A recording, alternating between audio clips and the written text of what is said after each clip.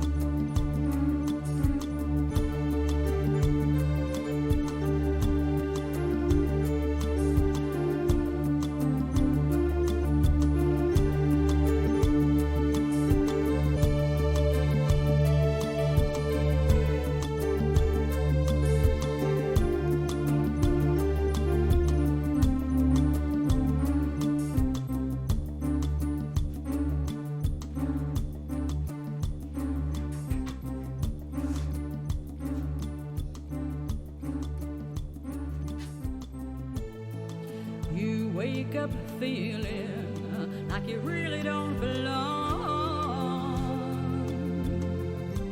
You can't explain it, that when you close your eyes you see familiarity. Are you dreaming, or on the edge of remembering?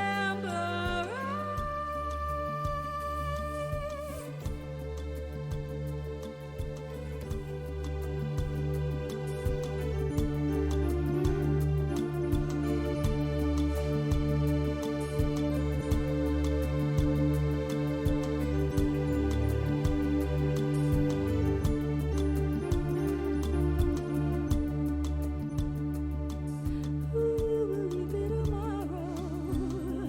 And where are you today?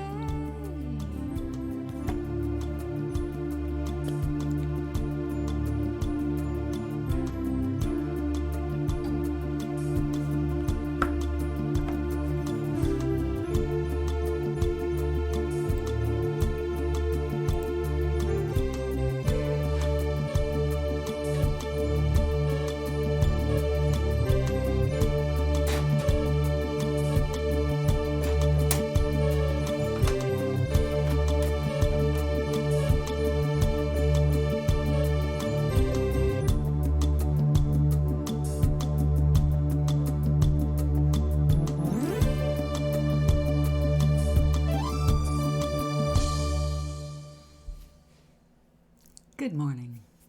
Okay, we are in the shadows again because, well, the greater the light, the deeper the shadows. And it is a sunny Sunday morning. And since we are celebrating light, I thought I would take out the old, that's easier to read on the book, The Secret Language of Light deck, which was actually fairly new. I got this just as I entered the hospital. Hello. Oh, I know. I'm sure that you have a lot to do today. It is Sunday. Good morning. So just because you're here in time, today's card of the day is from Positive Energy, and it is the Creative Sparks. That's actually a fire thing, but the light is so bad in here right now. I'll just have to send it to you or somehow. Good morning. It's great. It's a good one. Creative Sparks. I love it. It's like looking at fireworks in slow motion. Dynamic creative solutions. Sparks are flying. Dazzling new connections. Creativity is an all-time high when the three of fire pops into a reading. And considering it is the reading, we're really on a good start here. Fabulous new ideas for creative projects will zoom into your conscious mind and explode like fireworks, one after the other. Get out the Midol. Midol has caffeine in it. That's why it's a good one. You will see new connections and possibilities that only now make sense because the creative way the insights have been artfully arranged for you. So basically, you have to be patient, wait, everything is lined up. It's coming. This is also a time to expect miraculous, creative solutions to problems once thought unsolvable. That's really good. So the bottom line is, the divine is speaking directly to you now through your creativity. Pay attention. And voila. Good start. And I discovered something this morning. If you're still here, I'll tell you quickly. I don't know if you're familiar with the work of Dr. Joe Dispenza. I was only partially familiar with him as someone that leads healing meditations, and we're pretty much on the same wavelength with a lot of stuff. But I heard something today that was different, and I guess it's what happens when he has these huge, 1,000 people at a time, week-long meditation things, and amazing healings happen because people's hearts open up and they get this amazing clearing. What I did not, I knew about these things. I knew about people literally getting their vision back, their hearing back, and it's matter rearranges itself because it's the energy, not the matter. The energy pattern changes the matter. So what really blew my mind was, my visit with my father, the 45 minutes of amazing love, communion, crying for joy, overload electric through the body, connection with the cosmic, getting questions answered, another side, like a near-death experience, only without the death, or near death. And apparently, this is referred to as a state of bliss. Oh, really? I never would have guessed that. But yeah, okay. So I was experiencing what would be considered a state of bliss. If you want to add the color of the divine, it is the divine state of bliss. So it's awesome.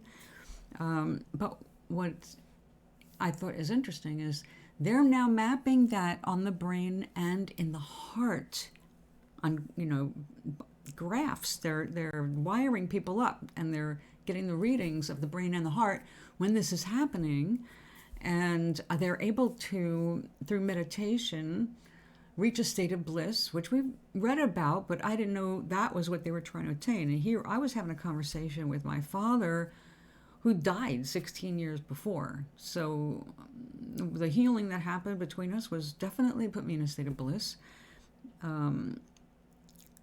But there was a little bit more than just a state of bliss of feeling like, well, yeah, you mean everything. When you're in that state, so many things happen and come to you and move through you, and it's different, every time you reach that wonderful point. But I did not realize, I do experience these moments, and they've stretched on, and the longer you can stretch it, the better it is for you. But I'd like to keep that going, I don't do it just like in a meditation time. That's one of the things that Dr. Dispenza talks about. It's like, no, you try to do this all day, through your day, every day. It's your life, It's like you want to elevate yourself energetically because it's better for you physically, and it enables you to feel so connected. And I love that feeling, So who would not want to achieve and maintain this feeling? But it is so easy through brain habits to get sucked back into these other feelings that we feel in our physical body, and they're very grounding. Like we talk about pain. Now, I once read, I've read so many things over the years. I really don't trust me for source anymore. There's very few times anymore, unless I can point to the book that I still have, rather than something I read a long time ago. I can't really be sure anymore. But I do remember nuggets of what really stuck, and things that I practiced through my life, and things I've seen work because they're my life. Yeah. Greetings, Charlie. Happy Sunday. We make ourselves moment to moment, and it's hard to think about that because we're feeling things like our physical pain. And what I read was that we feel physical pain, just like sensation, to keep us grounded on this planet as a human, to keep us in our bodies. When we tend to get a little too ethereal, pain will bring us back. But pain serves other purposes, and unfortunately, a lot of them, these pains are coming as a manifestation of our negative feelings, things that we're holding in our body, our anger, our lack of forgiveness. All of these things bring us down. They drop our energy. And I can talk about these things now as subject matter, and I don't feel my own energy being affected by them. But for years and years, I started to talk about them, and I started to get, caught up in the feeling that I was trying to describe. I also got caught up in the feeling, and then that would bring me down, and I'd feel like, oh yeah. And then I'd become more aware of a pain in my body. But when I am at this level, I can be for a while painless. I'm not paying attention to the pain anymore. I am feeling this bliss, a level of bliss. And this is the reason people do drugs. And the thing is, just like near-death experiences, these are amazing experiences. Although you get used to just getting a buzz, okay, and after a while it just becomes mundane as anything else. That's the problem with it.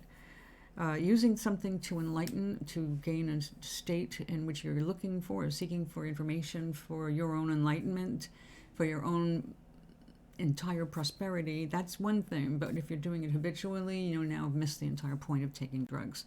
So, we take, I use weed for sleeping, for pain relief, definitely. But when I am in this state, I don't need that either. It's more of a, oh yeah, I like that flavor, I like the taste, I like that feeling. But it's its thing. It's not like gotta have. Again, if my energy drops enough, I will be in enough physical pain to go, yeah, I gotta have. And of course, I don't want to be there. I want to be in this slightly higher state where I'm not feeling my body's pain. When you're practicing meditation, there's all different kinds of states you can reach, and there's all different kinds of meditations, and not one meditation works the same every single day. That's why we have lots of different kinds of meditations and ways to deal with anxiety and stress in our toolbox, because things change from day to day. We change from day to day to some degree. But this is the thing. Whoever you think you are, whatever you think you are right now, is really just all of the habits and all of the thoughts you've had up till now. Every time you're really thinking about the past, stuff you've already experienced, stuff you've already got under your belt. And to move forward, you have to get out of the past. And if you're not liking a feeling that you have in your present, you need to find out where it came from in the past. How did this build up? Where did it come from? Why are you feeling this feeling? And what would feel better? What is a better way of feeling? How do you deal with this? It is a fact that we do get into such habits and grooves of certain negative emotions, and they are hard to get out of, because they actually have the bizarre effect of feeling good. Like, it feels good to be angry. You see, we're seeing a lot of that in this country right now, with people are feeling good, not about being angry. They're feeling good that they're expressing their anger finally, but unfortunately they're expressing it in explosive ways, and this comes from not having properly communicated their needs and their feelings all along the way. But now they get some permission from an idiot politician, and suddenly it's okay to be an asshole in public. And having been affected by this, myself personally, I know what an intoxicant anger is. It is contagious. But what gives me hope and faith about humans is there is one thing, actually a couple things, that feel way better than anger. But we are deprived of them while we are experiencing anger. And those are laughter. Laughter's contagious too.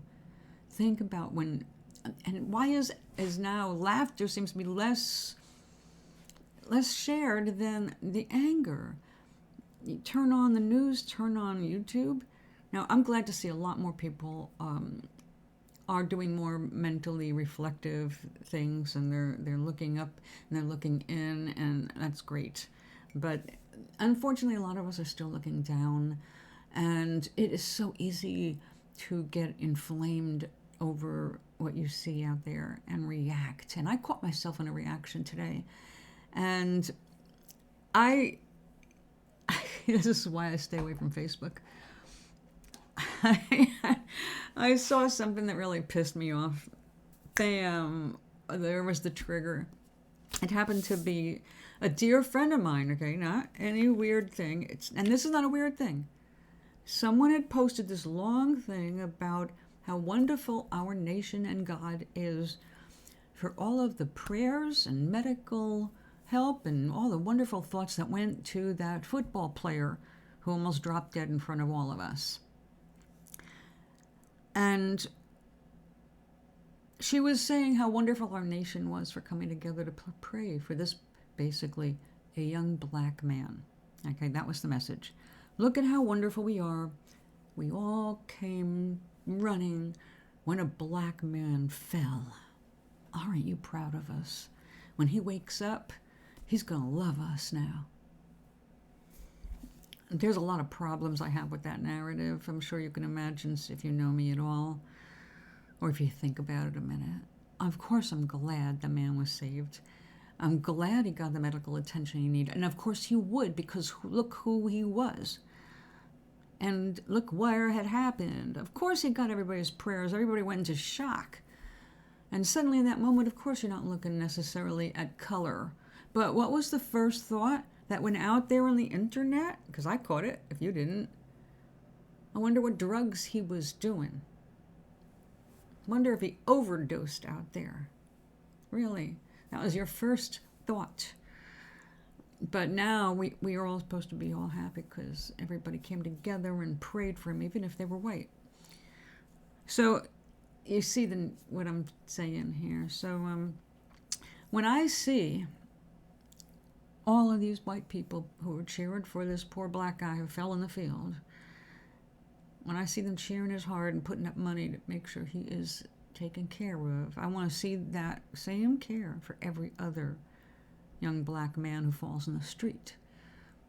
When I see that, I'll know love is at work and not bullshit.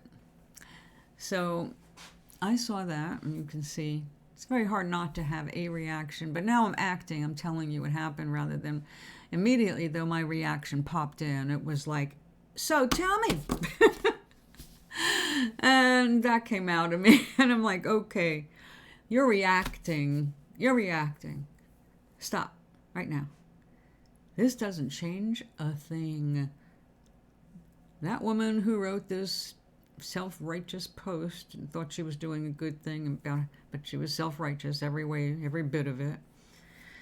Like, all right, she didn't realize she was even being self-righteous. She didn't even realize what she was saying about herself, or what she thinks of the rest of Americans, you know? So I stopped my reaction. I deleted what I had typed, and I said, you came to Facebook to let some people know you're doing the show. Nothing else. And here you are reacting. And I have to remind myself, everybody's got to be themselves. They've got to come to their own understandings. They've got to awaken on their own. You can put things out there, but if you're not ready to see it, you're not going to see it. Now, like Dr. Dispenza has been talking about this state of bliss, but I haven't come across anything about that until today. And this morning, before I came across that, I was thinking about my visit with my dad, because his birthday is January 10th, and it was 40 years ago this year that he appeared to me. So he's been in my mind more.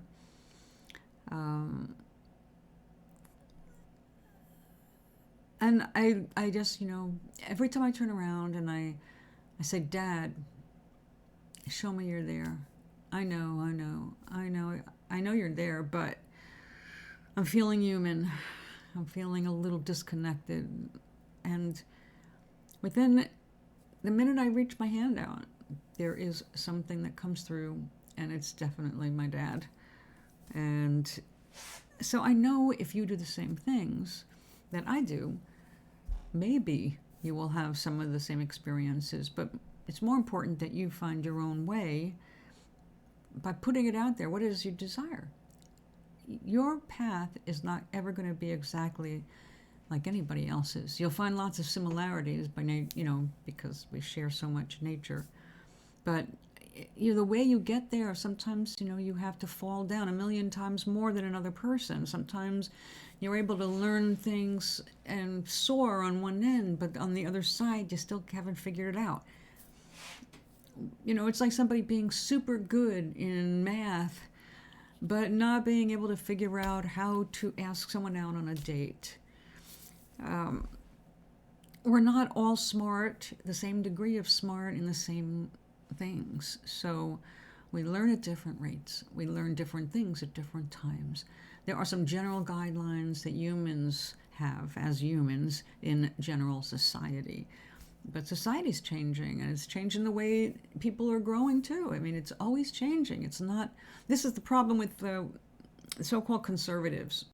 The biggest problem, I'm not doing political here, I'm talking about people who don't want change. They're trying to make everything not change. They want to go back, as far as they can get back, where things were more comfortable, but also in a time when power was more evenly distributed, or they thought, and everyone believed in the so-called American dream, that anybody could have it.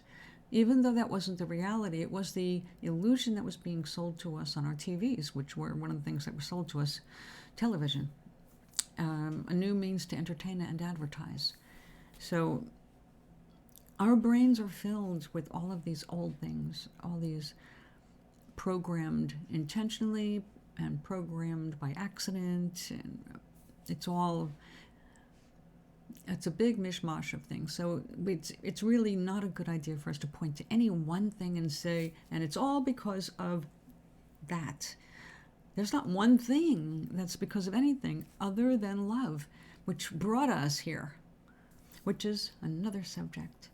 But we were going to talk about light, as I had my headline today, or whatever you call it, the subject line of, why are you doing this stream?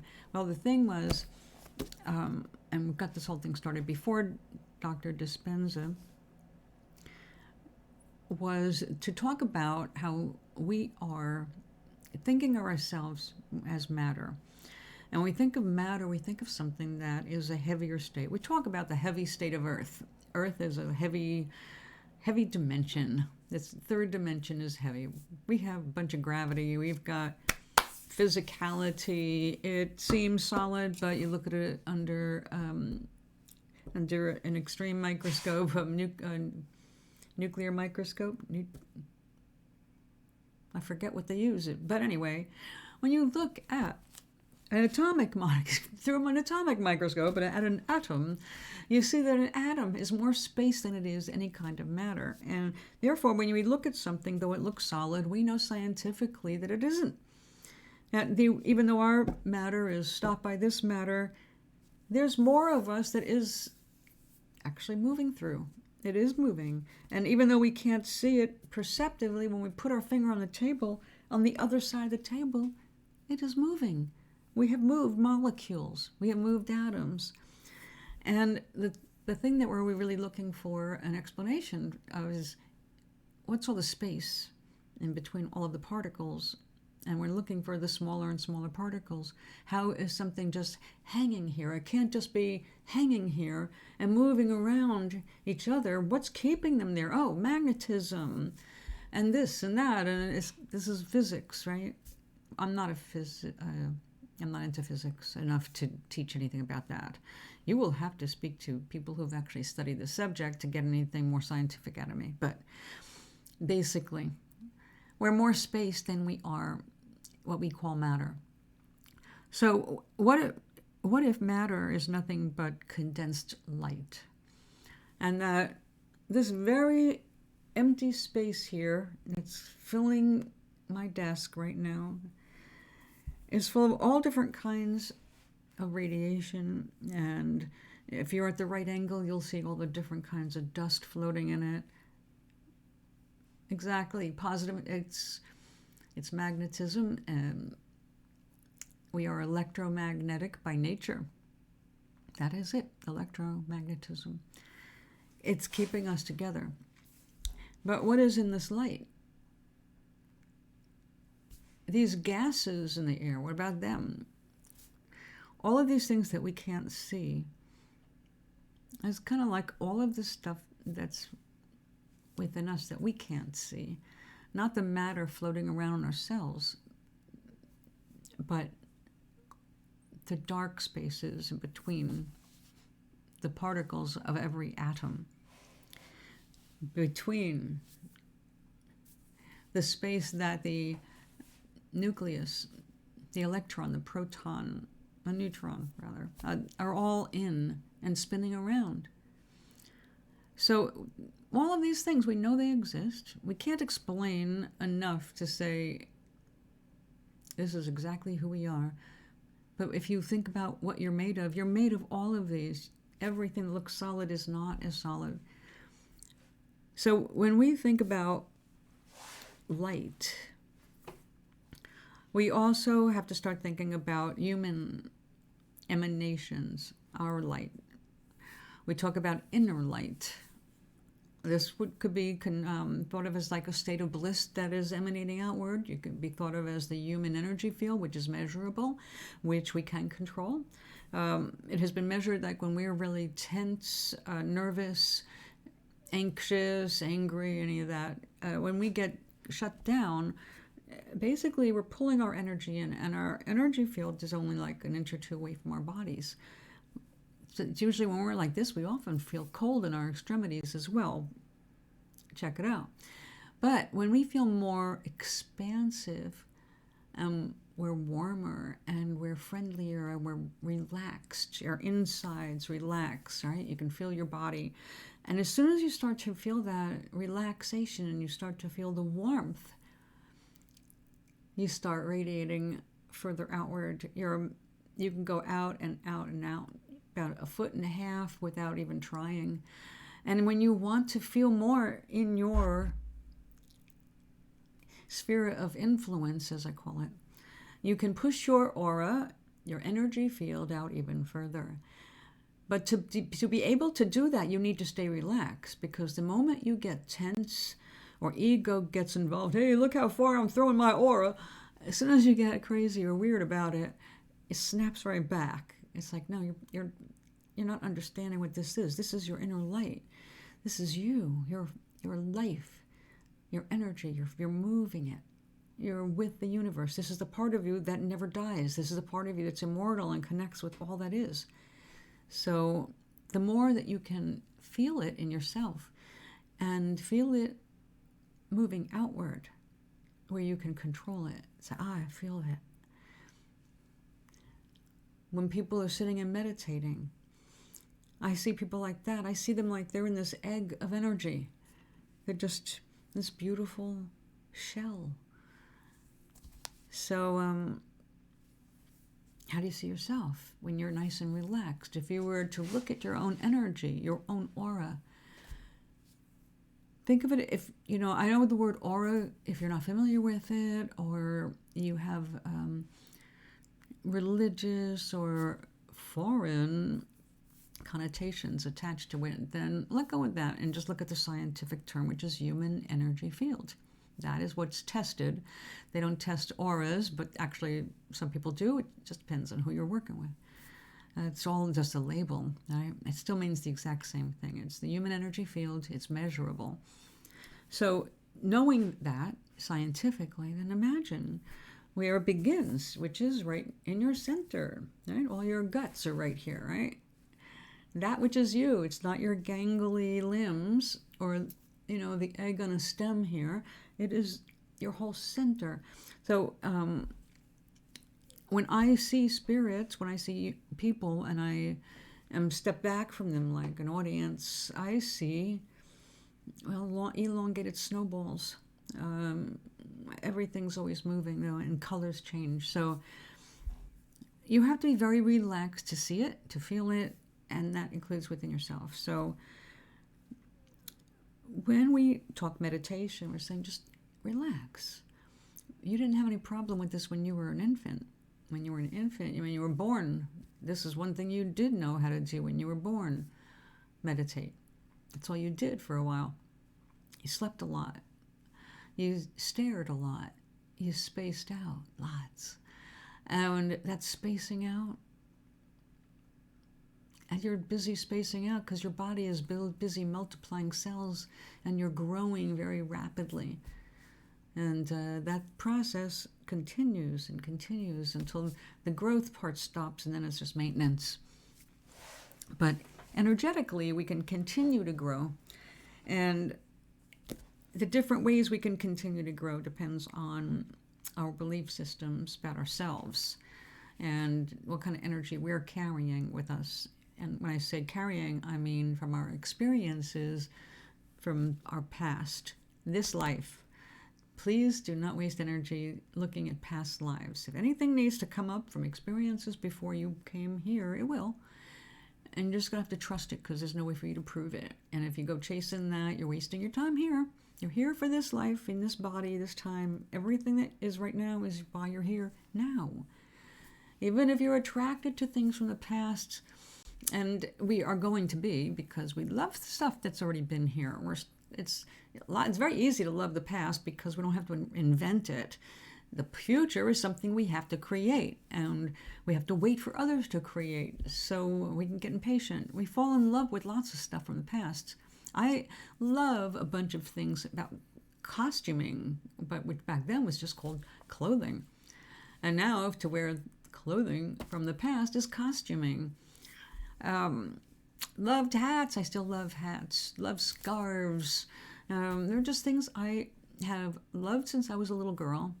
And wherever they came from, I don't know. But occasionally I will see an old movie and go, I think I was probably, when this finally was available for me to see, I must have been 3 years old. And I don't remember 3 years old. I remember 4 years old, but 3, not very much, no. I just remember my sister was born and didn't have anything to do with that. So, yeah, my attention could have been anywhere, but somewhere I found that I love long scarves. And in these old movies where women wore long scarves, I just love what they're wearing. It's like, oh, look at her scarf. So, yeah, we fall in love with lots of things. Music from the past. Again, all of this stuff sings to us. It's part of us. We are human, but we're more than human. And even just as you are always connected to what already has been and what is right now. So think of yourself as being literally on the edge of creation. Kind of like my song, The Edge of Remembering. Remembering who you really are and what you are today. What you are today is not all of who you are or what you are. This is why we want to encourage you to use your imaginations. Your imagination is where things can come through to you. You'll be inspired. And today's card of the day was even creativity, which reminds me I need to go back and find the chat which fell away. Creative sparks. We have to keep all of this stuff alive in ourselves because we have days where we're just tired and we need to be more spectator than doer. That's good. It's not a terrible thing to need to be a spectator. There's lots of people out there hoping people will watch what they're doing. So it works. There's always that balance. So some days you are going to be the performer and other days you're going to be the gazer. So it works. It all works. So there's lots of different keys to helping these things work. Now, I know earlier I mentioned a whole list of things that we could do. But one of the first ones is letting go of resentments. This is one of the hardest things for humans to do. Don't underestimate it. Even when you think that you have moved on and you have forgiven, you may be slapped in the back of the head with the sudden reminder that you did not move on. You're actually still resentful about something. Oh, congratulations! You're writing. Good for you.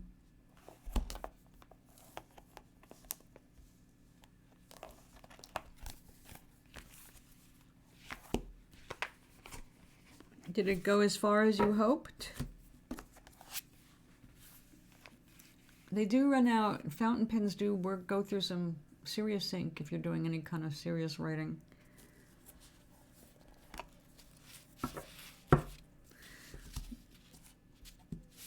Does it have an empty bladder that you can refill? Oh, you're lucky it lasted 2 days. That's not bad. Yeah, that's good then. A few pages, not bad. Did you get a fine point or a medium? I hope you got a fine point. Although if you got something like a Schaefer, I don't think they give you, or they'll know, they have options.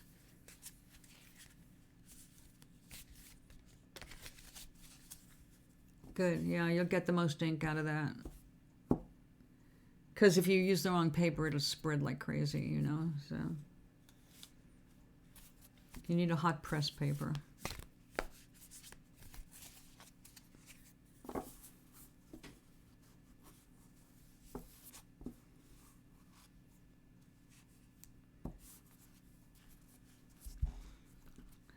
So what color ink did you get?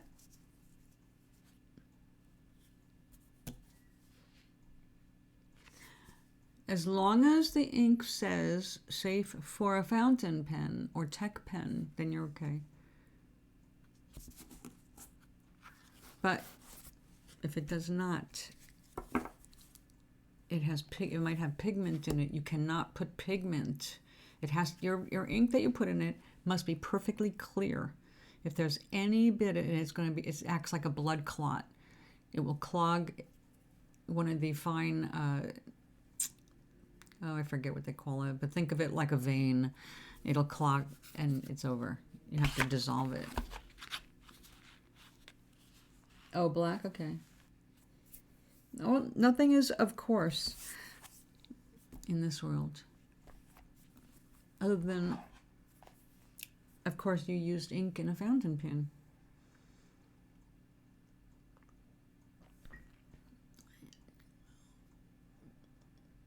Well, your bottle of ink, let it set. Don't shake it. Let it sit for a few days. And then very carefully hold it up to the brightest light you have and see if there's any sediment on the bottom. And if not, you might be safe. Unless it has lacquer in it, in which case you're not.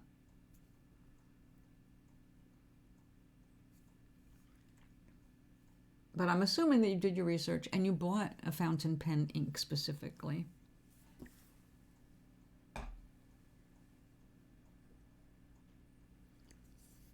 Oh, no.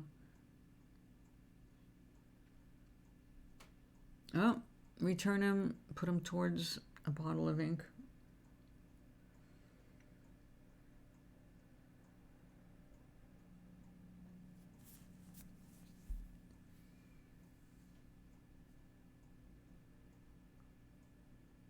And when you go to fill your cartridge, if you're doing the little bladder thing, or my Mont Blanc had a little thing, like a little siphon, you just pulled it away and you pumped it.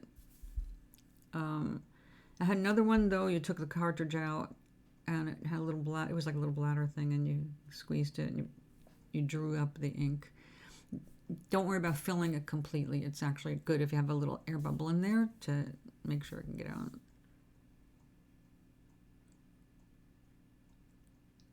Oh.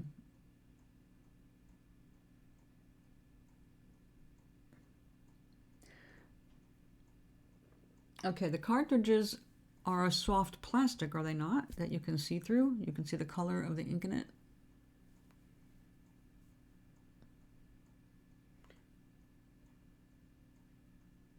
I'll tell you what, Charlie, if you have any doubts, send me a photo in my email of the cartridge by itself, and also show me the pen and where you put the cartridge in, and I'll tell you how you can fill it safely.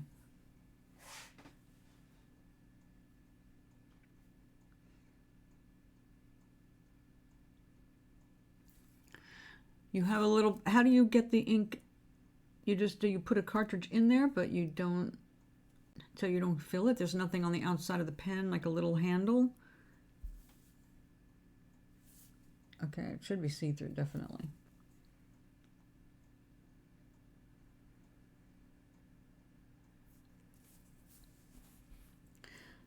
Uh-huh. Okay, then there should be a way to pump it, unless you totally got ripped off. Then you are going to be stuck having to buy those cartridges.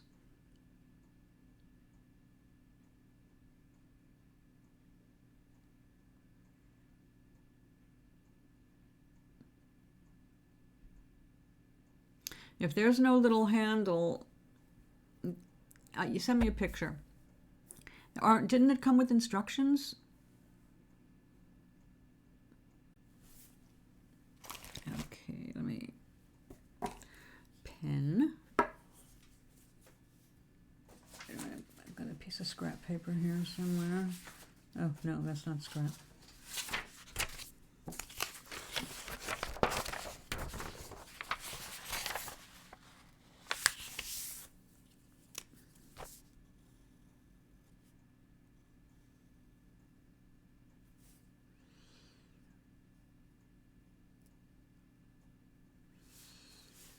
Usually, there is a little handle, and the handle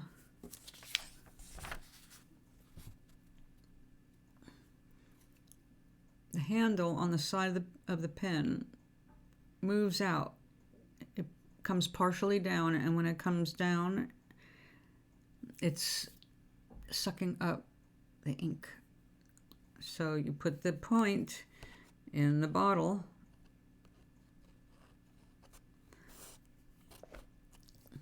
and this pumps.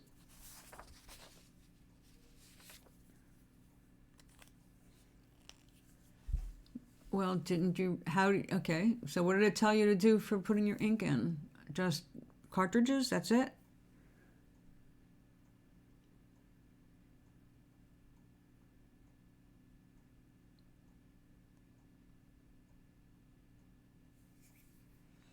So you did not get a refillable.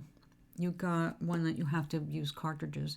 So if you can't squeeze that little cartridge, then you're not going to be able to use the bottle of ink, and you might as well return that with the 2 big cartridges.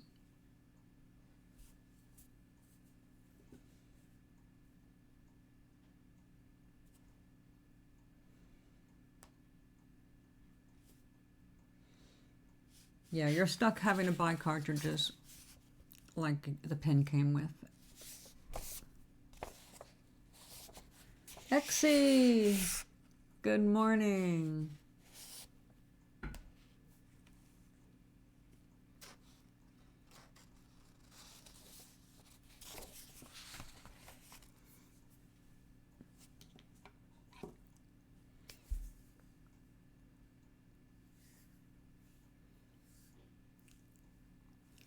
How are you today? Happy Sunday.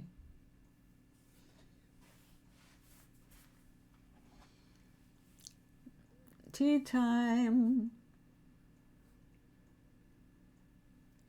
It's 7 p.m. for you. So you've already eaten dinner?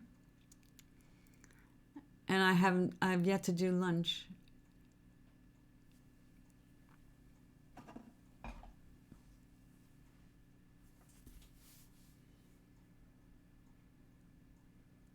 I'm good. I'm good. Played D&D yesterday. Had a great time. It was fun. It was a good adventure.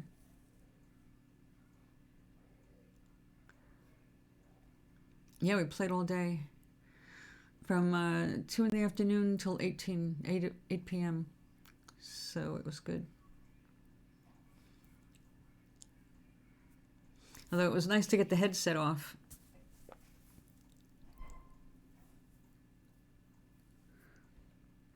Ah.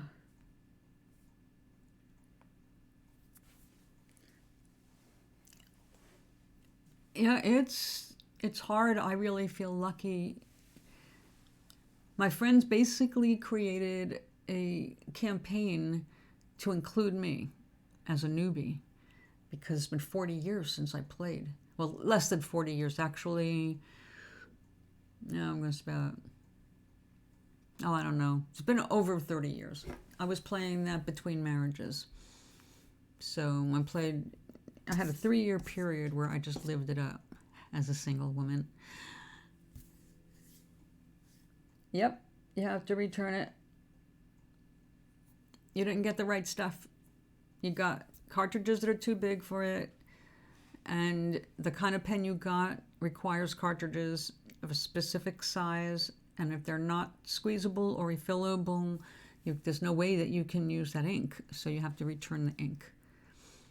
And just put that money toward more of the cartridges that you need because you're going to go through them.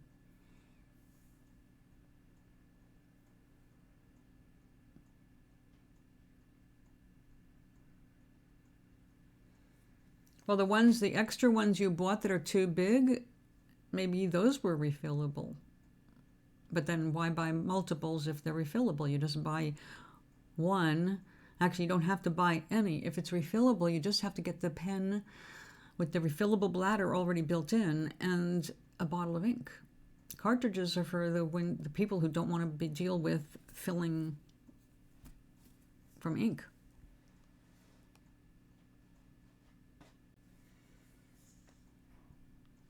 No, either way you do it. I'm just saying that's how it is, and that's what you bought. So make sure you get a real fountain pen that is refillable.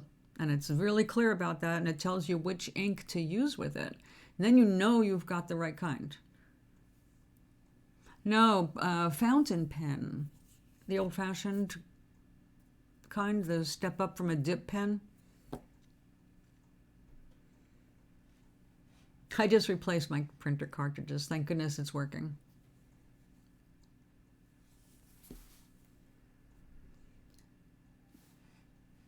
Yeah, I know what you got, Charlie.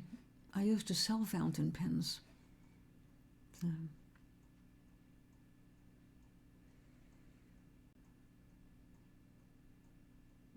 It's just more difficult when you're doing it online because you don't know which questions and you don't know exactly what you're reading. Like I said, a refillable, but it wasn't the refillable that you wanted. Right, you can refill it with more cartridges, not refill a cartridges. So yeah. And see, if it was a soft one, I could have showed you how to do it without having to buy a different pen. But if it's a hard cartridge, it's made so that you're screwed. You are reliant on theirs specifically, and it means it's also been manufactured with a specific pressure in it so that see, one of the problems when people overfilling their fountain pens, they put too much in, the pressure builds up, and they get blots. It pours out. You have to get the technique down. You do not fill that bladder all the way. Don't try to stuff it like I'm too lazy to come back here and do it more. But no, go back and fill it as many times as you need to, but don't overfill it. Yeah, get the one you really want. Okay. Well, I'm getting something today. So if there's a bang on the door or my phone rings to let someone in the door, um, oh wait, um, yeah, I got a text. Well, I grew up with them because my father loved them and I was into it, and I wrote lots of letters. I mean, lots of letters. I had a stationery collection. So if you're into handwriting, then you definitely want to. Now, like with the book that you just made with the potions, that is something that would be perfect for you to do by hand using a fountain pen.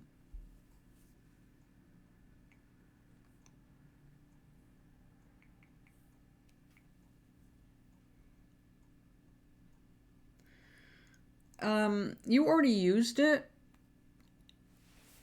You already used the pen, so you don't have to return the instructions. They're not going to be able to resell it.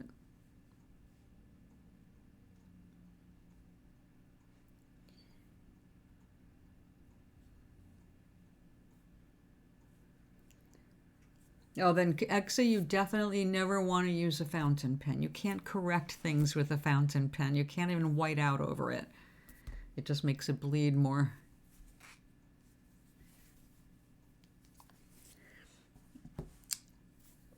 Well, you can send the empty cartridge and demonstrate. Basically, it's not what you thought it was. So I don't know if they take it back. They take it back. If they don't take it back, you're stuck with a fountain pen. And the only way I'll be able to use it is by buying more cartridges. But they should take it back. It's like you thought it was refillable, not just refillable with their cartridges. So that's why you bought ink. Nobody corrected you or anything. So you just want a different pen. So pick out your pen and then use the credit.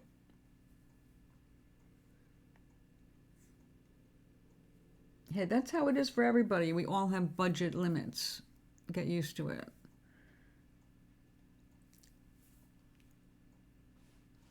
Not everyone is going to be buying Mont Blanc. So, not everyone has use for a gold plated nib. No, no, no, no, no. You can't have both. Those other cartridges is not refillable. That's cartridges. You get a pen that matches those cartridges, and you've just screwed yourself again. Get a refillable fountain pen that can use the ink you bought.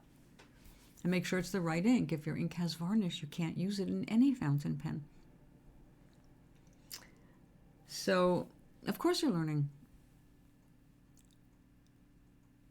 Leave out the cartridges. Cartridges are the lazy way of doing it, and that's not the only way you could do that is if you buy. No, you're not going to be able to do it. It's either refillable for real or refillable with cartridges, not a refillable bladder. And a good fountain pen, by the way, you can get when the bladder wears out, because they do. You can buy another bladder for your good fountain pen. But a fountain pen is, yeah, you may end up having to buy cheap right now and save up for your dream pen. My father had to do that. I used dip pens until I got my fountain pen.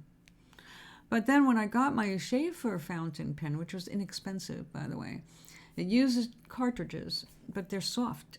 And I used to just siphon back regular ink.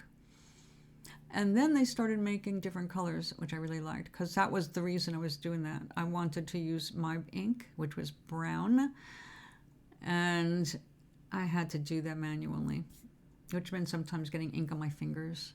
And oh yes, if you use a fountain pen, expect ink where you didn't expect ink.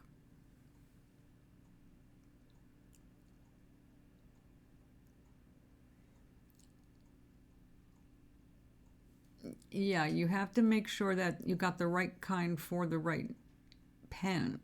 As long as the pen says takes refillable cartridges, not refillable cartridges, look for the pump. Look for the instructions. It'll show you right there, right? When they're showing you the pen, it should be one that has a little thing, a pump. It's a little handle. It'll show you how you fill it right there.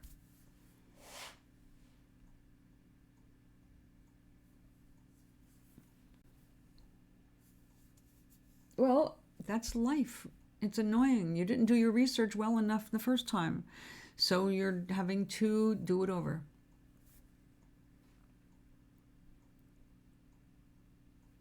Don't get defensive over what you haven't even done yet. You're already creating a scenario, which was exactly what I was talking about earlier in the show. You are in your head in non-real zone. Everything in your head that you just said and spit out here in the chat is not real. It's already imaginings. You didn't do the job right, okay? You didn't do enough research for the first buy because you were excited and you skipped over a couple of things. You didn't realize it, and you made a purchase, really weren't ready to purchase. Now you have the stuff in your hand and you see what you really need. So this is learning by experience, a little more expensive than doing the initial research. So now you've got to do it again. Don't bitch about it. It's your fault. Don't even know. You're anticipating rejection, not possible outcomes, because you didn't say, and they're all happy to do it. That's an outcome, possible outcome. We're glad to do it, son. We see that you fucked up. We'll help you fix it.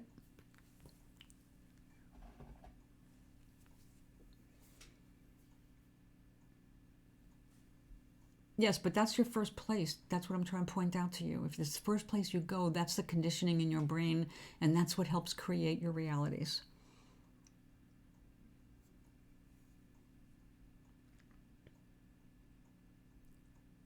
Well, there shouldn't be any shame. It's just you didn't do the research, all right? You started it, you jumped before you finished researching. That's all. It's not the crime. It's not a bad thing, okay? You set yourself back another week. But it's not the end of the world. It's just a fucking pen, all right? If you've got thoughts bursting out of your brain, you can use anything to record them until you get your ideal. But until you have your ideal, do not be making excuses for not producing stuff.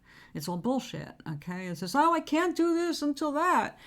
That is how everybody fucks themselves up, and don't even say that in this room because you know I can spot that a mile away. I know, I'm just saying you didn't finish the research. I'm not blaming you in anything. I'm just saying that don't you get negative because right now this is the outcome not of your parents already rejecting the possible rejection of your request. Don't go to them. Right now, just first look at what happened, how to fix it, find the right pen. It might be cheaper than you think. It might be more expensive than you think. And then when you've picked it out and you know what you're getting, then look at the best possible outcome. Don't set yourself up with this big drama in your head about it's just a pen. Let it go. Eventually, you will have the pen you want. Just not today.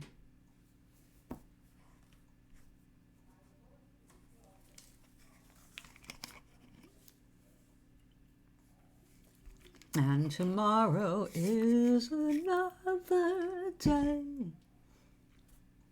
Hooray! Okay, manifestation. Charlie needs to manifest the pen of his dreams. Exie, what would you like to manifest? A new job out of the country?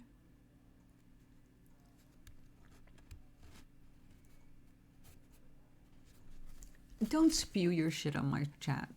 I'm talking about something way higher than your pen.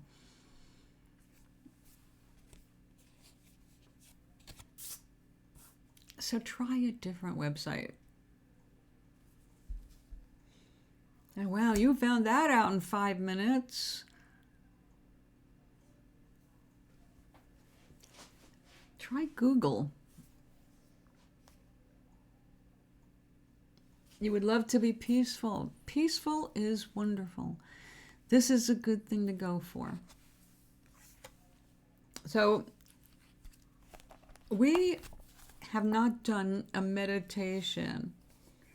That's what we use Google for. Why are you asking me where do we buy pens? Google is what you say. You type that into Google, not into my chat. Where can I buy fountain pens? Or just the words, fountain pens, nice.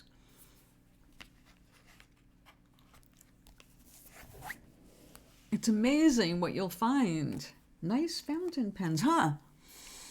Switzerland? Do I have to fly to Japan? Where can I go? Oh, please, if you give up that fast, I really feel sorry for you. How do you ever win a game of chess?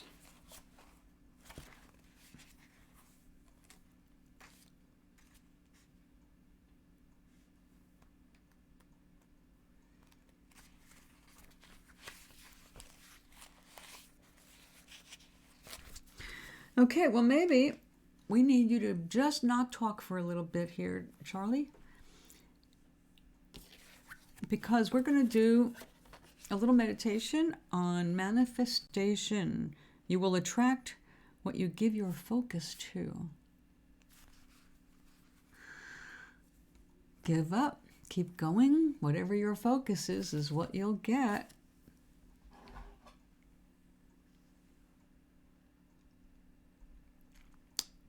Well, I could charge you, but, you know, you're not even a subscriber yet.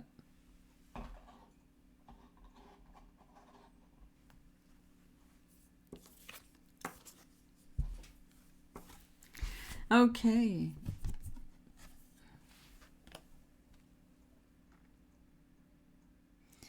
The lighting is not conducive to illustrating how beautiful these cards really are.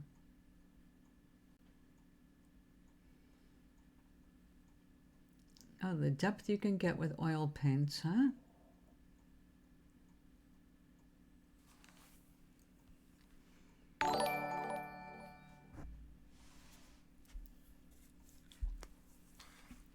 Oh my God.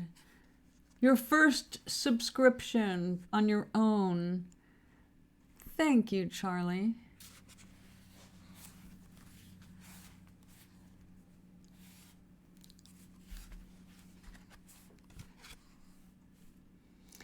And now, let us focus, because manifestation is about everything that we want, not one item, but everything that we want, everything that we need, every desire for the rest of our lives. It's a skill. It's something you need to add to your own soul.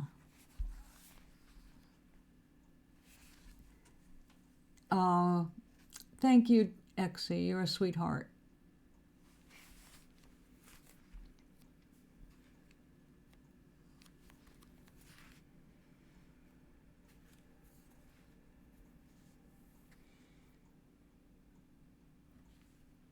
You're about to experience something you have longed for. You may not see any evidence yet, but don't be disheartened. Instead, be still and align with your soul. And now that you know how this is going to begin, you do not need to be looking at the screen, really. What you need to do is kick back, relax, let your tension go. I have to sit up to do this. You don't. If you want to lay down, if you want to sit back in your chair, get comfortable, which is a little hard for me to do at the moment. Okay. Eventually, I will have another chair. I'm going to read this verbatim because I did not write this book and I don't know it by heart. But I want you to see this if you can. The sun is so bright. It's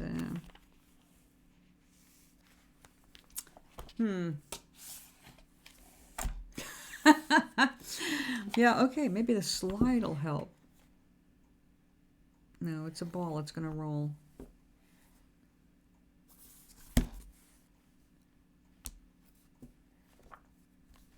Okay.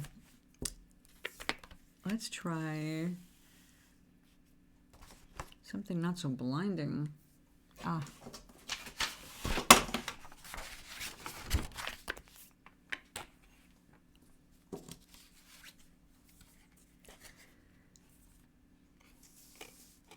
Smile every day.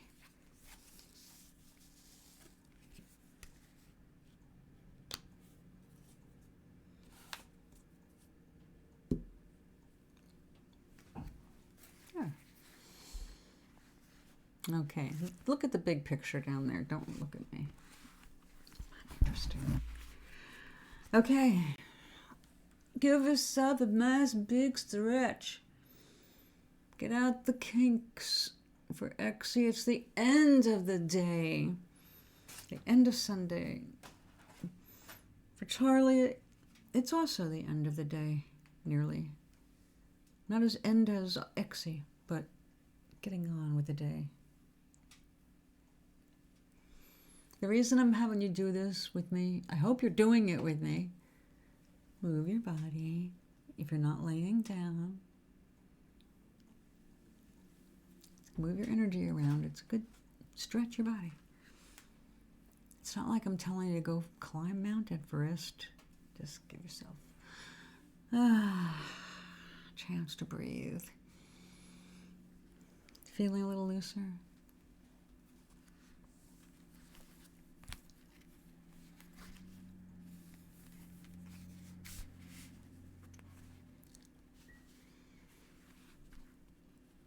If your eyes are not closed, go ahead and close them.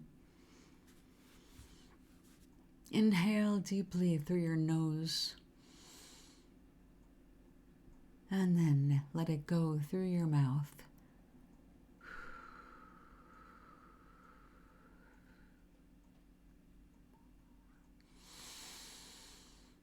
Empty your lungs of the stale air.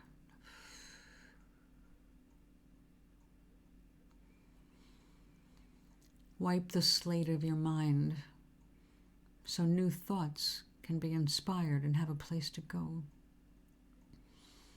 When a thought arises to crowd out the answers to your questions, wipe them away. Just swish them away. Like cleaning a blackboard or a whiteboard.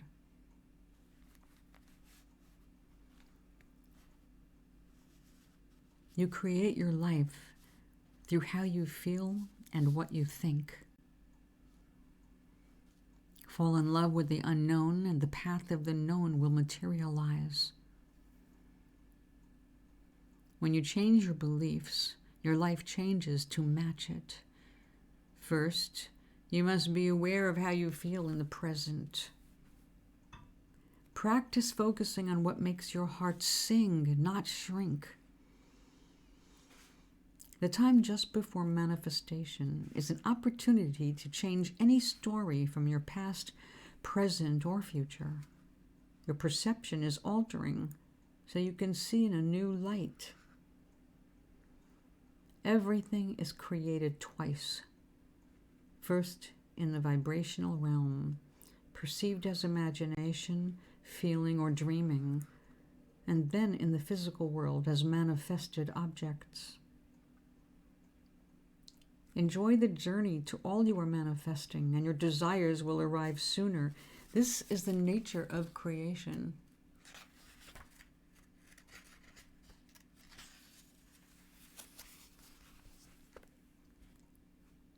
Close your eyes if they are still open. Slow your breathing. And think about something you would like to change or create in your life.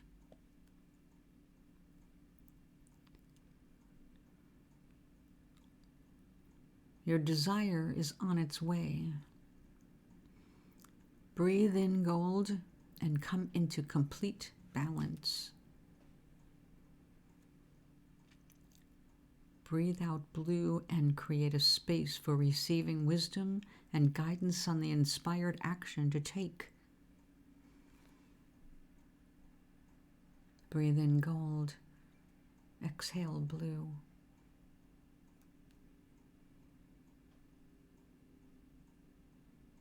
Focus on the moment and bring to your mind's eye a person, animal, place, or situation that makes you smile.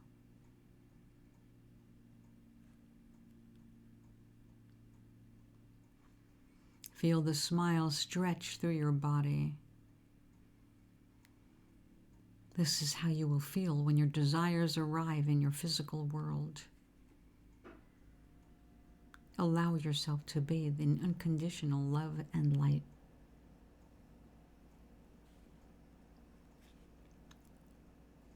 Float dreamily in the essence of you. All is possible here. Stay in this space for at least 30 seconds. Breathing in the gold. Breathing out the blue.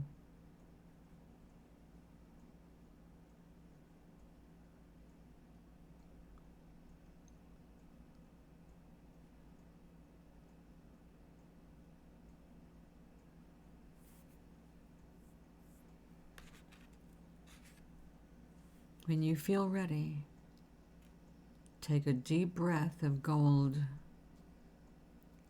Feel your balance. Exhale blue.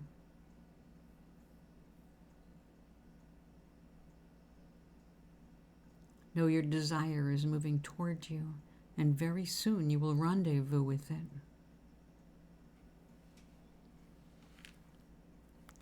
Open your eyes. You have just weaved your desires into your life. We need to take some time every day to consider the bigger picture for ourselves. What do we want? What makes us feel connected? What lifts our spirit? Every time we think a thought puts us in a deeper negative space, we push the things we want further away from us. And it is a practice, it's a discipline to keep bringing your mind back to the better feeling thoughts, back to balance. We can't create truly while we are in a negative state. If we give our energy to things that are non-productive or destructive, there's no energy left for all the things that we want, all the things that we can have, truly. So just try to be more mindful of what you're feeling in the moment. You have to train your body to respond to the good things. And it is a training. We train ourselves, we've been trained all our lives to see the negative, to feel negative, to focus on the negative, the fear, why we should be afraid, why we can't do this, why that's wrong, why this is bad.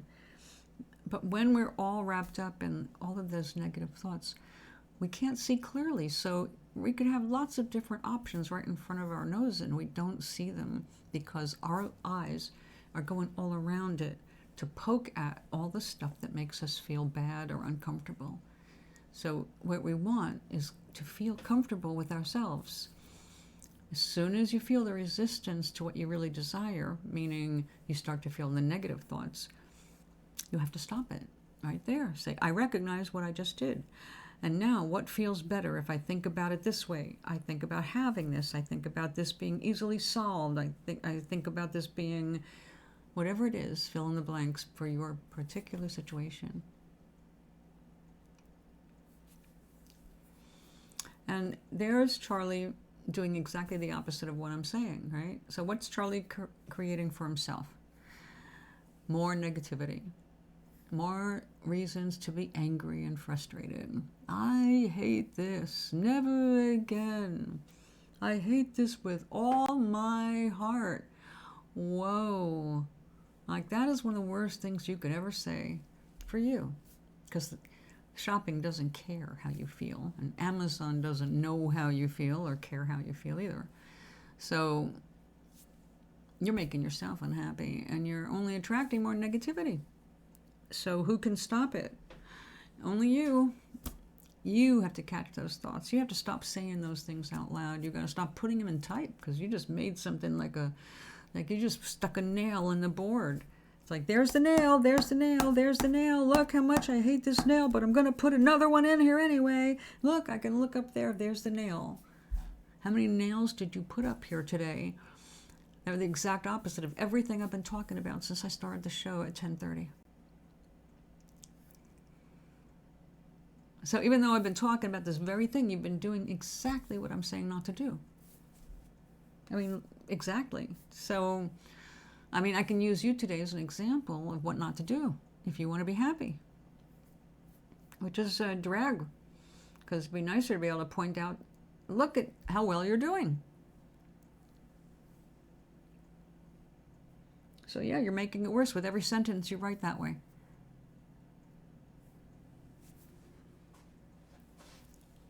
No, but you can put cartridges in it, and there's your answer. So stop kvetching, as my grandmother would say. Stop bitching, as I would say in New York, and just go ahead and deal with it. It's a pen. It did not just remove 10 years off your life. That's right. Return the ink and those cartridges, as I said a half an hour ago.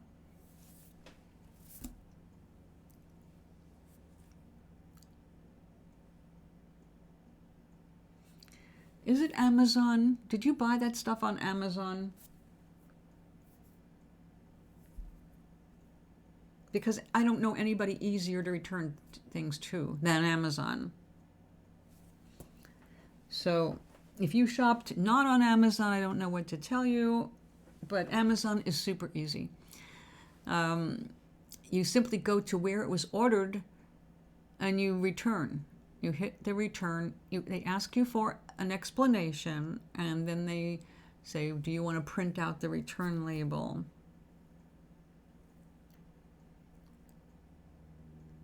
So if it was paid through your father or your mother's debit or credit cards, they will have to do it because they have to go into the account.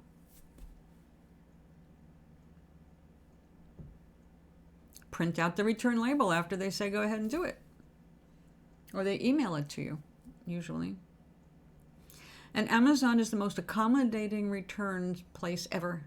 So believe me, if you just follow directions, this is going to be a breeze. Then you put it in an envelope, you put the label on it, and you stick it in the mail. Or you wait for UPS to pick it up, or you drop it off at UPS. Whatever the arrangements are for your country, your location, and Amazon. They tell you what to do right there. They will send it to your email, Charlie. But if you don't have the account and it's your parents, you have to go to your parents. And I'm talking to the wrong person. Do I look like Amazon? No, I am Adrienne, a.k.a. Galen, a.k.a. Olga, a.k.a. Raquel. A lot of AKAs, but yeah, go and bother him. He's your father, that's what he's for. You made a mistake, that's just what you don't want to face. Just say, it turns out that this doesn't work together as I thought it did. And he'll say, didn't you research it? And you say, yes, but I didn't understand what I was researching. It's my first pen. God, these people, my family, it's, you know what? Be a man. Just say, I screwed up. I thought I got the right thing, but I didn't. I didn't understand what I was looking for, but now I do, and I have to return these. Well, it's hard. You look like a grown-up. At 17, young man, you look like a man. You don't look like a little kid anymore. You ask for a book on law. How little can they see you when you're asking for a book on law? You're asking for things that sound extremely adult, and when they were teenagers, they had zero interest in. You don't sound like a teenager to them. You're sounding more and more adult. Well,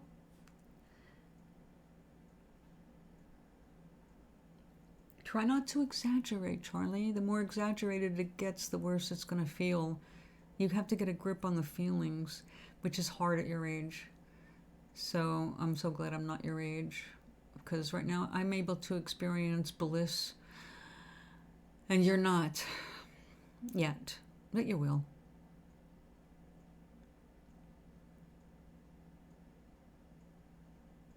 You are very presumptive. You don't know what they've been through. You assume a lot. And also, their lessons are not yours. Yours are different from your parents. Isn't it obvious you're not like your parents? But you're still their offspring. And there you have it. It's not the worst thing to happen.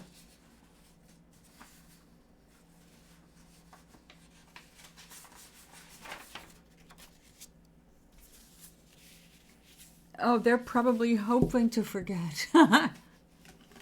Yes, you are less of a problem, and that's also a problem because part of that enables them to see you as older than your other brother. You're not the same kind of problems. You're a different kind of a problem. You're a moody problem.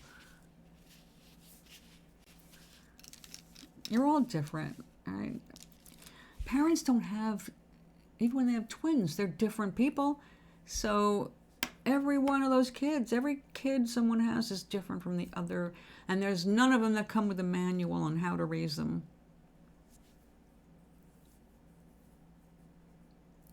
Well,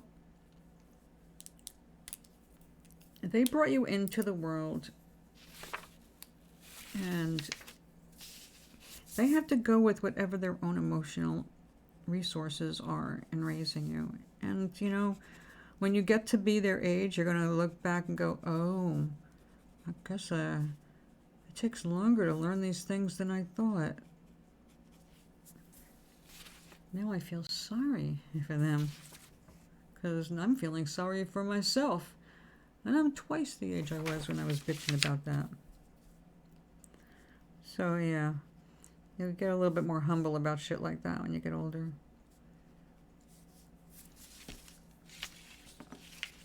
Well, you know, I understand that. It's hard to deal with emotional people because when you need something that's just calm, rational, it's sometimes not there. And that's a drag. It genuinely is. I was frustrated with my mother my entire life, trying to have a serious conversation with her. My mother could not have conversations of any depth.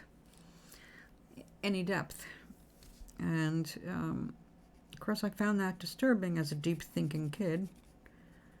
And as you know, like, you know, all the spiritual stuff that I was going through was, I wanted answers and I wasn't getting any. And I think I told you about the hilarious ending to my mother's funeral. And how she got me at the very end and left me laughing my ass off.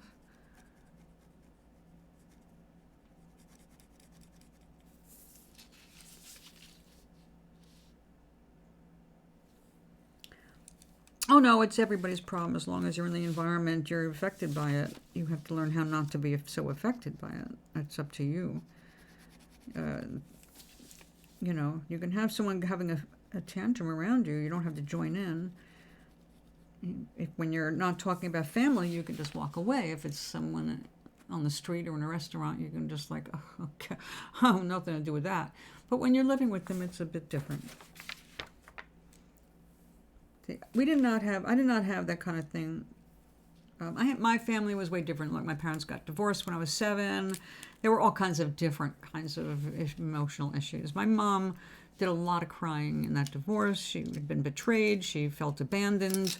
And I became the mommy at 7. So it was a very weird position for a 7-year-old to be in, listening to an adult's problems.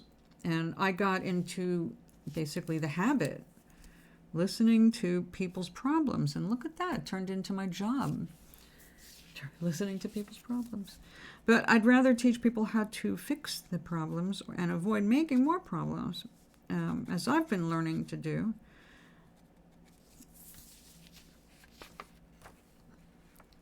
But my mom, I would ask all kinds of questions. And my mother, when she didn't feel like answering questions, which was at least 80% of the time or higher, my mom would answer by singing a song. And my mom would get all like, la di da, la da da. And I'm like, Mom, this is serious. And I mean, I was talking about like I wanted to have a conversation about death.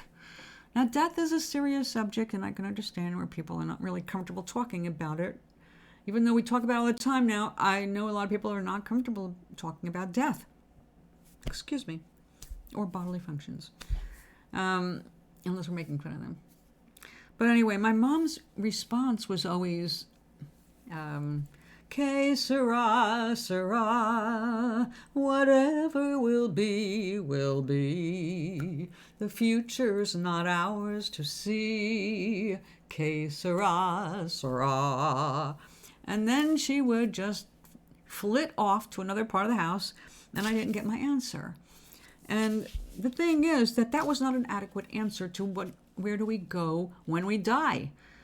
It's like, I want to know what happens when we die, and you're talking about que sera, sera. Well, that was her answer for way too many things, which is why I chose to sing it at her funeral. And now, part of me was getting even when singing that at the funeral. I mean, it was loving because everybody identified immediately, because everybody knew my mother. And everybody joined in and sang with me. But what my mom did to make sure I didn't take anything seriously, and also to get the last laugh, the guy right in front of me let out a cartoon-style fart that was so big and loud that it actually knocked him slowly off the chair he was sitting on and into the grass. So when that happened, I saw it and I was concerned, but I didn't realize because of my hearing that I did not hear the fart. But I did find out right afterward, and I laughed so hard I nearly peed my pants, which was a good thing I didn't because I had a 2-hour drive home. It was just a perfect ending to the funeral. It was a perfect farewell to my mother. Plus, it was an absolutely gorgeous day, and everything seemed right. Mom seemed completely peaceful, and she was happy with the showing at the funeral. Well, we don't die, but our bodies do, and they have to be dealt with. So there are some things we just have to accept that we don't know yet, but we have to also understand that we're helping create the future. If you take responsibility for the future, in that every decision and every action that you make and take is creating your future. You can't escape that. It is your future. So if you decide not to do something today, don't bitch about it in the future when you turn around going, oh man, I should have done that. Well, you didn't. Don't beat yourself up over it. You did the best you could under the circumstances at that time. You did the best you could with the person you were in that moment. But you do keep going, and you get more opportunities to make new choices and take new actions. And your future is determined by what those happen to be. So once you have done something, and you now have that in the past, under your belt, at your experience bank, you have to decide to stay out of the past. The past is only to teach you what not to do in the future. You've done it, all right? You've been there. Good. Take those lessons and don't keep going back to visit them. They're already, if it's a good lesson, it's already in here. It's in here. You can't screw up by forgetting it. You will remember it in time not to make it again. If you're paying attention to your feelings, your intuition will warn you, bam, don't do that. Even if you don't remember exactly why, you'll know not to do it. You will get a body signal saying, don't do it. But you'll also get body signals saying, yes, yes. But separate the feelings from rando thoughts, because the brain runs amok all the time. You need to catch it. You're the one responsible to remember. Your brain is not, your thoughts are not all of you, okay? You are generating these thoughts, including the ones that are self-destructive. negative. Those are yours. They're nobody else's. No one's sticking them in your head. You picked them up somewhere, you created them somewhere, but they're yours, and you are responsible for changing them, changing the energy around them. The only way you can do that is by catching them, saying, okay, I caught myself just now writing a speech to defend my actions from something that happened a year ago. And is that going to do anything? No, I'm never going to say that speech, and I can't change what happened a year ago. And if I go to that person and say the speech, they're going to look at me like I've lost my mind because they don't even remember the incident. It's all me feeling about it, and it's gone. They never, nothing in their memory. Barely like, oh yeah, I remember something about that. Okay, fine, whatever. And that's how they feel. While you torture yourself about that horrible response. You could have done so much better in that moment, but you couldn't think clearly, and damn it, came out feeling or sounding lame. No one will remember but you. So stop fighting with yourself. When you remember something you said or did that wasn't up to par, up to your standards, let it go. Just don't repeat it. Don't do it again, because now you know how uncomfortable it makes you feel. But don't keep living it over and over, because that's just eating away at you. And it's not moving you forward. It's keeping you where you are. Get lost in the past. You stay in the past. How can you move forward? So, yeah. Ask yourself how you're feeling. What are you feeling about? What are you thinking about? Catch it. If you are not experiencing a state of bliss, then you have work to do.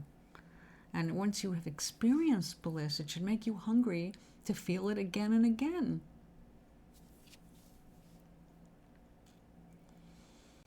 Yes, it's a practice. I'm not saying it's easy. At first, it's difficult. And the younger you are, Charlie, the more difficult it is. I say that directly to you. It's harder when you're younger because you're still going through all the emotions. You're still trying to figure out what yours are, who you are, what you are, where you're going. Because right now, 99.9% of you is from other people's input being reflected and mushed about by your personality. So somewhere your personality will form itself, and it will remove itself or remove the things from its body that it doesn't like. It'll take out those thorns and barbs that came from there, or the self-inflicted wounds that came from that experience. And you start to clean all that stuff out by letting go of it and forgiving yourself for not being some superhuman that was born knowing all the answers. Nobody on this planet knows all the answers. We're not even sure that God knows all the answers. That's why we keep exploring the world and all the worlds. So we're creative in nature. We like being creative. And there is no reason other than by our human nature that we can't experience bliss many times, a suspended state for hours where we can feel just wonderful and glowing and wanting to share that feeling with everyone because we know how good it feels. If anything that feels this good, everyone should feel. If everyone could feel this good, they would never think a bad thought about themselves or anyone else. They would never judge another person because they'd be content with themselves. So that's what bliss is. You're happy with you, with the universe, with understanding that you have a role to play, but you're also here to play. You're a child, and you're 1 billion years old, and more.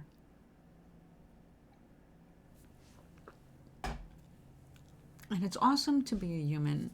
It's limited, but it's awesome. So while we're human, we should take these times to enjoy what it feels like to be a human in these brief periods that we're able to come here. I mean, we don't stay here forever, right? So while we're here, be here. That's why we say be here now. Have you ever been out in the desert or a field or out in nature somewhere and it's all so quiet that your ears start ringing? And sometimes you'll hear bugs or something in the distance. But aside from that, it's like deafening silence. And in those moments of feeling completely at one and alone at once, that is, if you can feel your immortality, it is a moment of bliss and connection.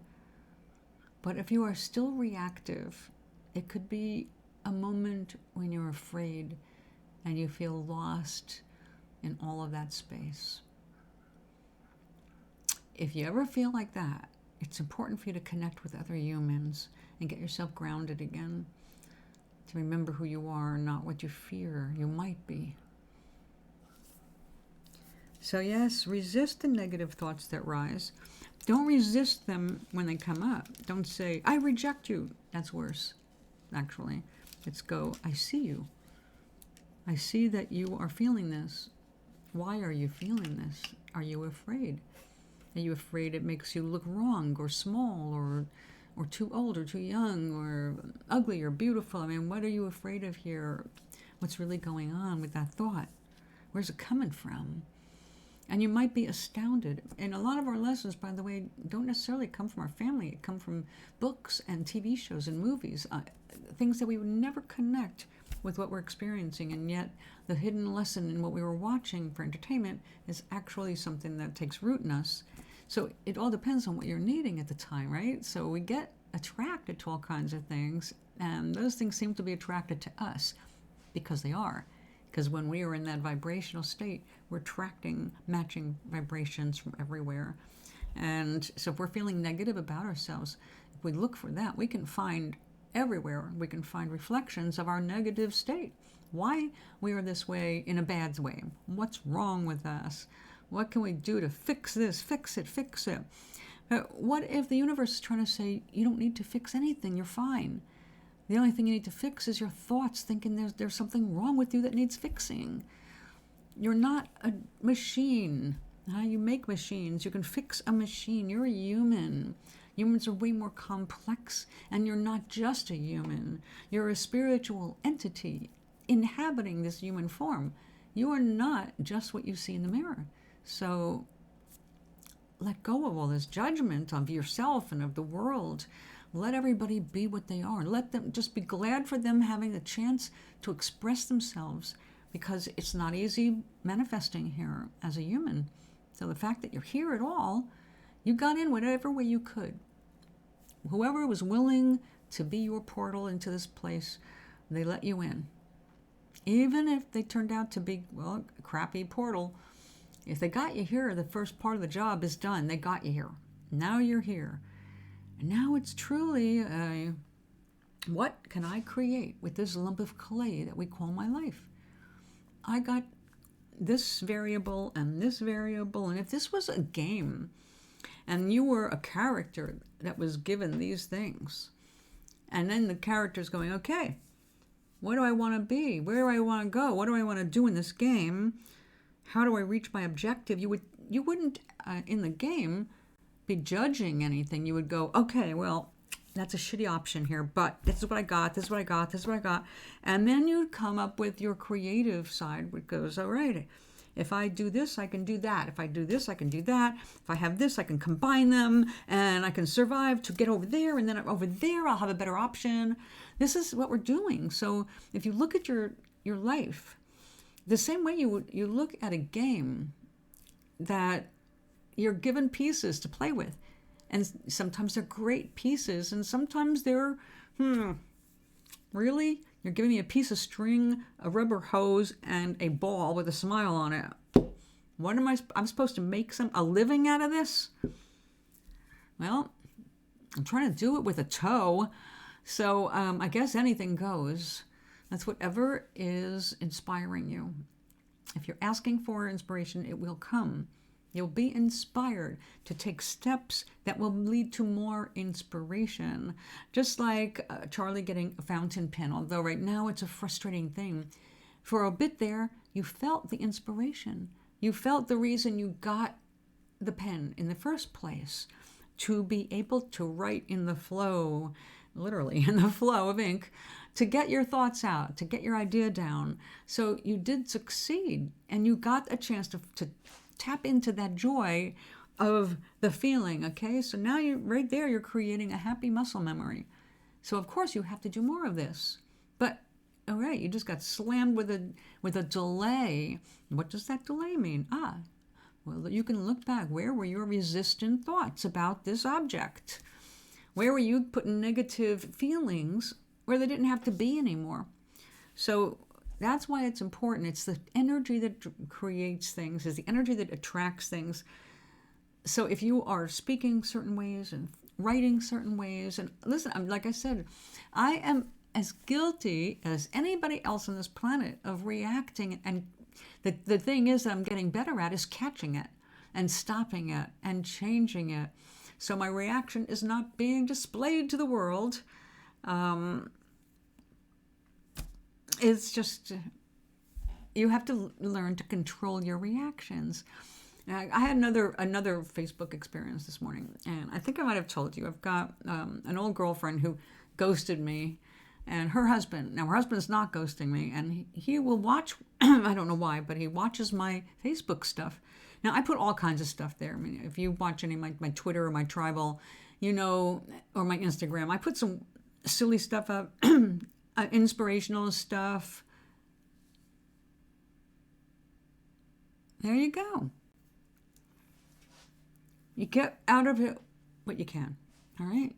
Maybe your next fountain pen. If you ever want another one, you'll know what to look for. And that's how we learn, right? Experience. Anyway, so I put one up on, it was a YouTube short on how to poop correctly. Now, the pooping part was really, that part of it was to grab, clickbait, right? But it's a doctor that posted this, and he's very humorous, but he talks about the different things that we do that we don't mean to do, but we have gotten conditioned. And the problem is these habits are causing us now physical problems. For example, our toilet bowls are too high. We're not really built for that. To be able to go to the bathroom properly, we should be squatting. Well, you know how toilets are. But in other parts of the world, there are people not having the same issue, right? But another problem is people spending too much time sitting on the toilet. Now, I used to joke about my ex-husband and his library, all right? His private library was in his bathroom. Because he spent so much time sitting on the toilet, he actually had a library. When I say library, I'm not joking. I'm talking about he had a whole shelf of books on the floor in front of the toilet, and then he had another bunch of books on what we didn't have. The bathtub did not work because we had to turn off the water in there for the bathtub, and so there we put a bit of wood down and had plants on top of it, turned it into a plant house, and a library. So it turns out sitting on the toilet is really bad for your hamstrings, your thigh muscles, and your butt, and it can give you hemorrhoids. So in general, that's what this article was about, this little video, and it was a short one. Now, this person who responded, I happen to know a poop episode about his, which is, I would never print because it's too embarrassing, but that's the one that I was saying. He gave birth through his butt. And his wife was the one that told me all about it because we were in stitches. We were laughing so hard about this. But so did he later, so he was very proud of his poop. Anyway, he was the only person to make a comment. And basically what he was trying to do, I recognize these things, he was trying to make me feel bad. He was doing that, like, wow, you sure find some weird shit, kind of thing. And I said, thank you. I hope you're finding it entertaining and informative as it's meant to be. So although he was hoping to get my hackles up, it didn't work because I recognize what he's doing. He's one of those people that likes to poke little pins, and I'm not rising to the bait. So it just doesn't work with me. You know, it's like trolls. It's exactly how I see it. Do we react to trolls in this room? No, we turn trolls into our entertainment. We have gotten so good at the notice. When was the last time we actually had to pull out the troll dice? It's been a while. Because our energy is not really attractive to trolls. Plus, we've got that 10-minute wait before they can chat. So we basically, diffused the majority of people who would be trolls. And in the past shows, we have turned trolls into fans. So I'm not intimidated by trolls. I know that they're people with their own personal conflicts. They're very young. They've got hostility or anger, and they've got no place to express it. They take it out on strangers, and they can be really gruesome. It doesn't bother me. I have like a skin like a tortoiseshell, so don't even bother. But if you want to give it a chance, I've got a dragon I like to feed, and she likes trolls. We fry them. They're good with ketchup. They're crunchy. So good on us.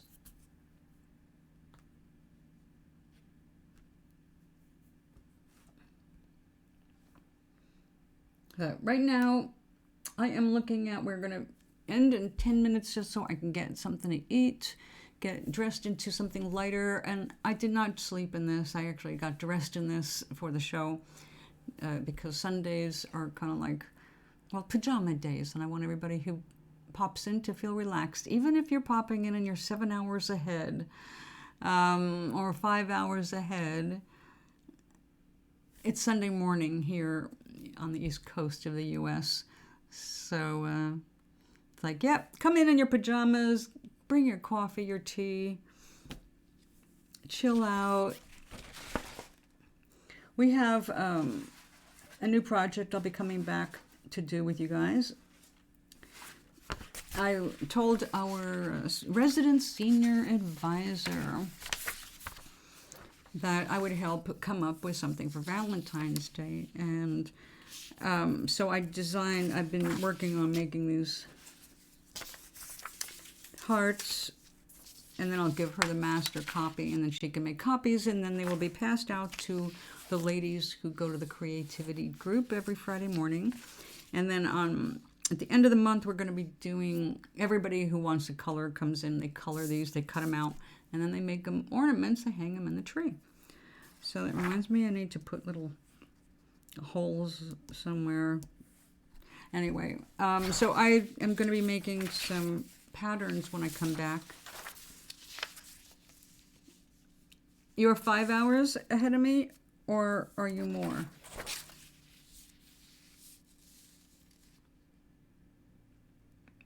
It's almost 12:30 here. I thought you were 5 hours, like Dublin. You are 5 hours. Yeah, it's getting close to, it's like your dinner time and my lunchtime.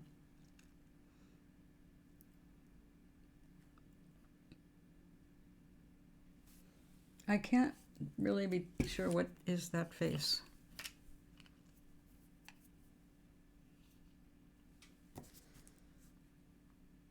Oh, okay.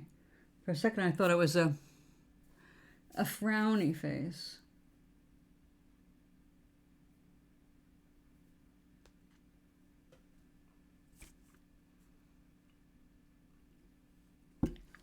The meh face. Meh. Oh, is that? Okay.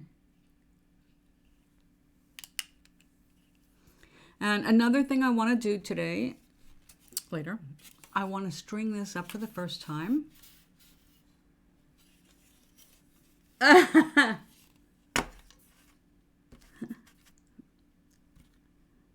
All the way.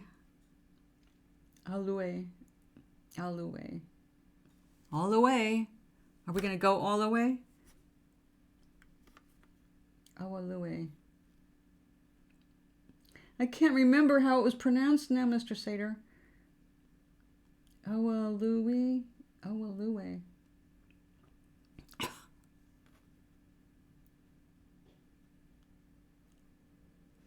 I think I said it right when it was spelled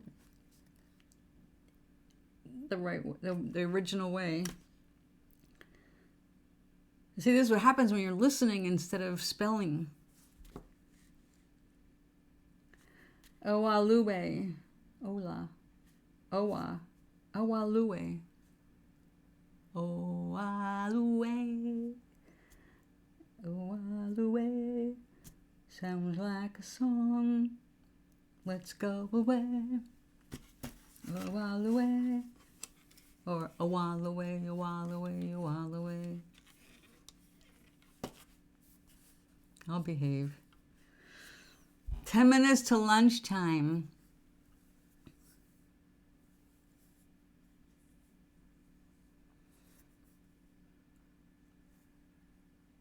Now, it's still very, very early in Hawaii, but when we come back, I'm going to see if we can get a hold of Maui because... Oh, there you are. Aloha. I was worried about you. How are you doing? Yes, I must eat. I'm not really very hungry, but all I've eaten today so far is banana, and it was just a little banana. It's this one's brother. Or sister, I'm not really sure. But in any case, it's just like that, small. I don't consider that really breakfast or lunch. So I'm obligated to eat real food.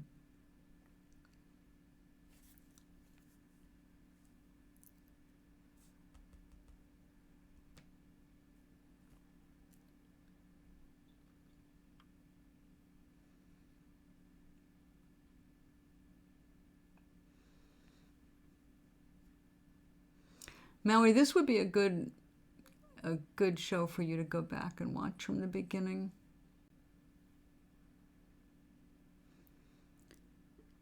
I've been on for 2 hours and I am going to have lunch and then I'm going to get dressed into something a little bit cooler because it's very warm over here in this corner, and then I'm coming back. So hour and a half or so I'll be back. It's Sunday. I thought I had more sleep than I did. So I'm not doing a bunch of physical activity today. I'm taking it easy. All right. Have a snack. I'll be back. But without sunglasses, I have to order them. All right, guys. I love you. Thanks for being here with me today. See you in a bit.